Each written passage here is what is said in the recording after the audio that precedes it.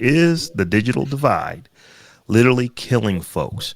And Stephanie, before I read the supporting articles, Hmm. I kind of thought it's like, yeah, probably. I can think of Yeah. many ways why it would. And it's like the things that I were thinking kind of line up what's in this story. So I'll let you go ahead Hmm. and and give the backstory on this. But this was a really interesting one because yeah, I think it actually is. It's crazy because it's abysmal that we keep having this conversation in this first world country that we live in.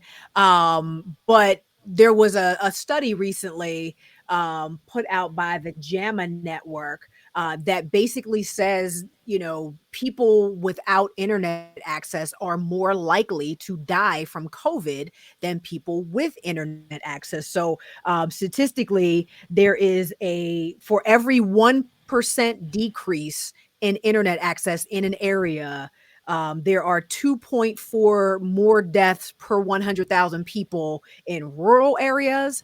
And for every 1% decrease in internet access in urban areas and suburban areas, there are 6 more deaths per 100,000 people who don't have access. And the startling thing about this was that they could find that correlation, but also that it didn't matter whether it was rural, urban, suburban. Like Hmm. like there were a lot of other factors that didn't even really matter in this. Obviously pre-existing health conditions, and there's like a whole bunch of other environmental and health factors that go into why somebody may die from COVID. But this was something that stood out as another one of those factors that you had to take into account when thinking about COVID deaths. So it's just another kind of example or confirmation that America is, what do they say, the ghetto and a Gucci belt or something about a Gucci belt. Like we really don't focus on the things we need to focus. We worried about the wrong shit here in this country, honestly. And right now, or at least as of 2020, I believe America was 27 out of 30 in broadband access for the 30 most developed countries in the world that have broadband access. America's 27 out of 30. So we're at the bottom of the pile. We stay near the bottom, or at least far out of the top 10 in broadband speeds that are accessible by people. And we've already seen how the digital divide affects like everything from education to jobs to healthcare to just The upward political process, mobility, right? Hmm. political process, like Mhm. literally everything. And now, that not having the internet can kill you. Yep, yep. Because I think which is crazy that we're towards the bottom in broadband access, but we are one of the countries that's always trying to make things easier. Which I mean, it makes sense. If we're going to COVID-19 is something that was pushed on us quick, fast, in a hurry. So a lot of people scrambled to do things, and it's like this article mentions like food pantry signups, vaccine availability, safety information, all that stuff was online. Go to this link, go to this website, Right. you You enter couldn't your go to the email doctor's address, office, so you had to do a Hmm. telehealth visit. If you don't telehealth, have no right? internet, you ain't doing no telehealth visit, so you Right, can't see your doctor. Hmm. right. So trying to make it easier to access things for the sake of health, i.e., COVID-19, really is almost a moot point when we are at the bottom when it comes to internet access, when it comes to the digital divide. It's like, how are you going to do one thing but not even have the compatibility to actually access the things you're trying The to make capacity, easier? exactly. Hmm. So you can't put the cart before the horse, I guess is like a better term. Exactly. So yeah, there's all of that stuff, but I think you can even go more basic than that.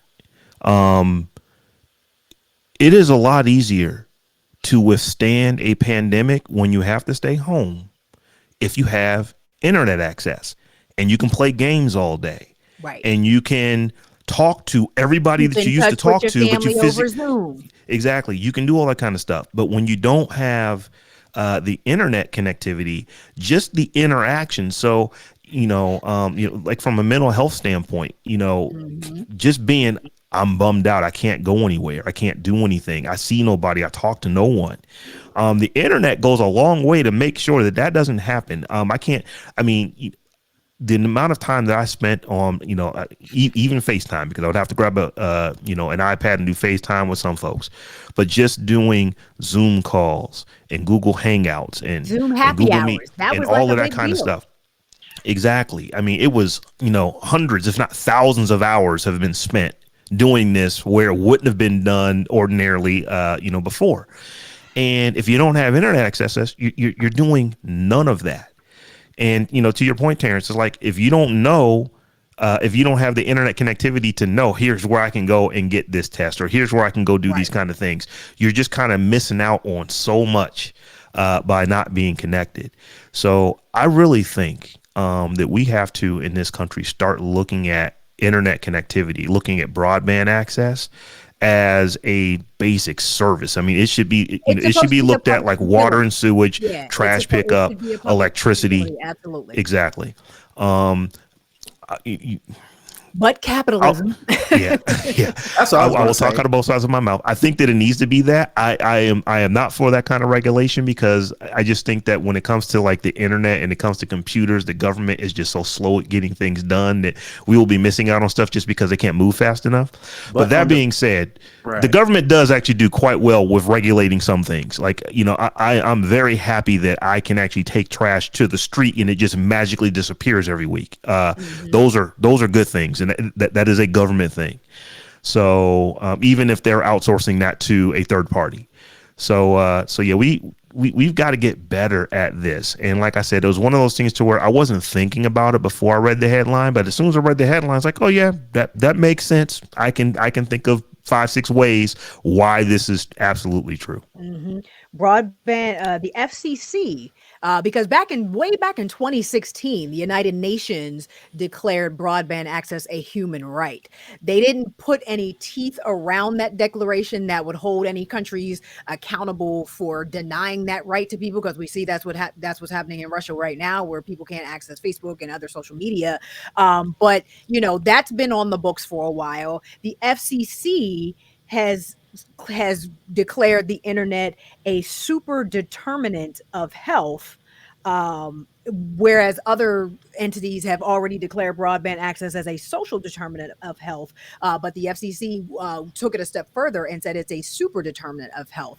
And again, when you think about all the information you miss out on, nobody's phone banking people and calling them to make sure that they know about this latest information, where it's like, visit this website. Every ad you see on television, every information flyer you get handed, It's got the there's QR a code website on at it. the bottom. There's a Hmm. URL at the bottom for you to go to get the information. And there's still a quarter of the American public that does not have internet access. That's a lot of people. That's a heck of 25% a might lot of not. people. That's a lot of people You don't- that still don't have internet access. And we saw what happened over the past 2 years when you had kids sitting on, the In the curb Wendy's out in parking front of lot. yeah, in front of Taco McDonald's and Bell, carrying yeah. on, trying to soak up the Wi-Fi because they couldn't even do their classwork, because they didn't have appropriate internet access. So it really is, we're at a kind of crisis level at this point. That bill, the Build Back Better bill that Biden was trying to get through, that does have some provisions for subsidies for the cost of internet access, which don't necessarily help you if you're in an urban area, because if your internet bill is $150 and they giving you 30, I still can't afford $120 for internet either. Right. So there's that. But it also but they were also trying to push for, to your point, Rob, these municipally run internet service providers. So there is something, I don't know how far along it is in the works, but something to where we will have public internet utilities like we do have water and But even electricity. Yeah. still, capitalism will win out again. I watched a Netflix, Hassan Minhaj. He had the Patriot Act. I think he Mhm. did a special on Hmm. internet access, and he talked specifically about how the telecom companies fight to tooth keep. and nail. Yeah. They spend billions, Yeah. billions of dollars Crazy. to make sure the free stuff doesn't pop up. It's like, Yeah, why buddy. would we ever allow people to get stuff for free that we can charge them for? I mean, that's Yeah, really what it buddy. comes down to. Yeah, So there's buddy. people So, creating mesh networks all the time in very small, communities of 100 or 200 people. You can create a mesh network for free. And if everybody decided to do that, shout out to mesh networks. Do Google well, if you don't have no internet, you can't Google mesh network and how to make a mesh network. look at No. you. Look at you. You're like, Falling damn into if the you do, problem. damn if you don't, That man. But is go to the definitely a thing. library and Google mesh network and figure out how to set up a mesh network in your community. So yeah, there are a lot of municipalities that are trying to do that. Some are actually successfully doing that. But as Terrance was saying, these telcos, they're coming in and they're lobbying against it to make doing those things illegal. For safety reasons and stuff. I mean, the stuff that they would come up with, and it's just like, let's see, this senator or this congressperson, they have no idea what we're gonna say. So yes, it's for safety reasons. Let's just tell them that we need to make people more safe because they shouldn't be getting this thing for free. That's unsafe. We should charge them for it. That actually makes them safe. And I don't want to steal his comedy segment because it's very good. Anybody should go see that. It's actually though. quite. I mean, we're literally at a life and death tipping point here. So all people would need is dial up. Like let a community get some dial up in here or something. It's just it's crazy. So this is an issue. So let me preface this by saying I love America. I love living here. I like my life. But there's this American exceptionalism that people just seem to think that is better because it's America. And I went to Australia. I spent about 3 weeks in Australia back in early 2019. And the internet speed over there is ridiculous. It is unreal how fast internet connectivity is over there. And it's like, can you imagine South Korea? Oh my goodness. And it's like, we think when somebody says, I got that super high speed where I'm getting, because I say this all the time. Yeah, I get like 1,000 down and 200 up. That's nothing. That's nothing over there. That's like the average. That's what you get just for being a citizen in the city. That's when your signal is weak. That's your speed. I think it may go that American exceptionalism. I think as a whole, just using this and internet broadband access, in a more specific, but generally, I think that leads to ignorance in the fact that it is hard for people to step outside of their own experiences. That's right. My experience, the way I grew up, the way where I went to school, how I think, where I go, how I choose to, pray, whatever the case may be, it's all wrapped up in being hard to step outside of your own experience. And I think if more people were able to do that, you could see something, because we say it, just with this subject, saying this broadband is a crucial life or death situation. And there are people who are listening to this and like, there's no way that many people do not have basic. And you mean to tell me you ain't got a cell phone so that can you connect to the figure internet? we got 350 million people in this country right now, Right. 25%. So 25% of that is 25 times 35 is 375. So about 80 million people roughly, if I'm doing the math correctly. And there are people who flat out won't believe it because they can't think outside of, you mean to tell me there are people that just don't have the internet. They find it so hard to believe because that's not their experience. So it makes it harder for the government, for municipalities, for rules and regulations, for people to pass bills, to pass something that doesn't directly affect, or you don't get a direct benefit from that, because it's like, okay, well, if it's not for me, then why should I even bother? Why should I fight for this for somebody else? Why should I be concerned? Right. Why should I be concerned? Yeah, I have a friend who moved to Canada, and I used to work with a lot of people in Canada. But yeah, a friend moved to Canada. They actually have since become a citizen. And he's talking about, yeah, you can have a heart attack. You just go to the hospital. They'll take care of it. Just take care of it. Imagine. And we always try to hit, well, the tax rate over there is higher. Yeah, it is. But if you're not But paying a premium, that's the thing. He's like, so yeah, the tax rate is actually, it is higher. You know, we do pay more taxes over here to have this thing called universal health care. But you know what?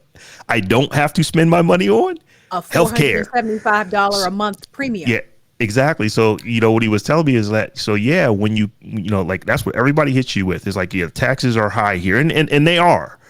But the difference is like when I actually look at what I would have been paying in premiums compared to the additional that I pay in taxes, I will take that all day, because that still means an additional 50, 60, 70% in my pocket. But you're talking to logical people who have that ability to think outside of themselves. Case in point, you know, everybody's talking about canceling student debt, whether that's student loan debt, whether that's going to happen or not. But the one argument that I always see is it's not fair because I worked hard. I worked hard, and I met with my financial aid counselor, and I made small payments, and I was able to pay off my student loan debt, and I had 30, 40, 50, however many $1,000 of debt. That's no fair to me when somebody else didn't go through all those steps and they got all their debt paid off, not thinking of all the ramifications that could benefit all of America as a whole if we got rid of this people's student loan debt. We're not conditioned. We're conditioned to think of ourselves as individuals here. Yes. And you can't have a society full of individuals. Nope. That's not how society works. And you can see how it's breaking down, you know, as we speak, as everybody does whatever the F they want to do based on their own research and whatever else. You know what I mean? It's like you can't have, society doesn't work when everybody just does whatever they want to do for themselves to benefit themselves individually. The whole point, the definition of society is a collective. And when people come together to benefit the collective and make decisions that will benefit the group and the whole, and we don't have that here, unfortunately. Nope. Yeah, I would just think that many people will agree, regardless of your political leaning, left or right, or you know, center, whatever you consider yourself to be, that fast, reliable internet for everybody is a good thing. Because even if you just break it down to yourself, you know what I have to do sometimes? Sometimes I have to go and stay in a hotel in the middle of nowhere because that's where the people I'm seeing are. So when I'm there, at least for me, if I'm wired this way, when I go to that hotel once or twice a year, I want my internet to be fast. Well, nobody so disagrees that we don't need it, but ain't nobody going to pay extra so that somebody that can't afford it can have it. That's the point. Like, and even the companies themselves aren't going to accept fewer profits so that they can build a tower out on a Native American reservation that multiple telcos can use, right? Right. Even though they know they're not going to be able to get the same amount of money from those people because they're not going to buy the entire cable package with HBO and Showtime and Cinemax. You know, they're only going to get the basic $9.99 Internet Essentials plan, so they're not going to make as much money, but it's still better for the greater good to have that Native American reservation have internet access. Nobody's doing that, and nobody cares to do it. Nope, and we ain't gonna make them.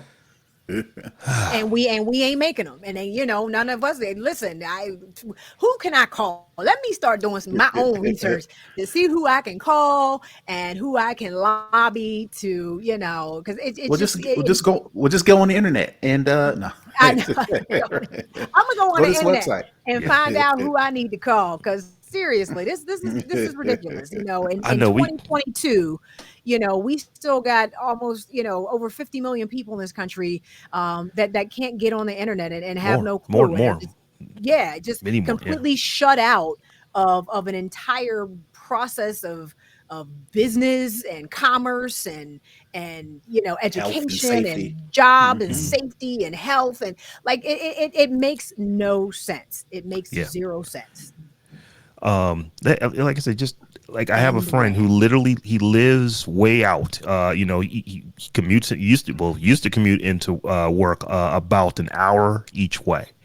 And he lives in the middle of nowhere, And what he was having to do for broadband, he was actually doing microwave. So basically, a guy he knew had set up a had set up, his own, he'd become his own ISP essentially. And so on the top of his barn, he had to set up a radio tower with a microwave antenna that would point, line of sight to this guy that he knew that was the ISP. And that's how he got his broadband connection, was basically with microwaves. And he says, I feel bad for all the birds, the bats, and the and the bees that actually fly in between those two microwave channels, just because they're frying stuff up. But that's what he has to do.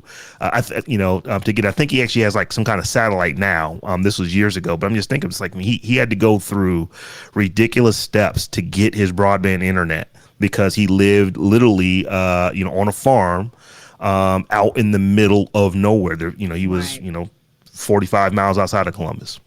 Yeah. So Crazy. We're not going to solve it, with this conversation. But hopefully talking about it will help people know. It's like, get a phone, some kind of way, get some type of internet access into folks' hands. It actually increases their lifespan. That should be a campaign slogan for somebody.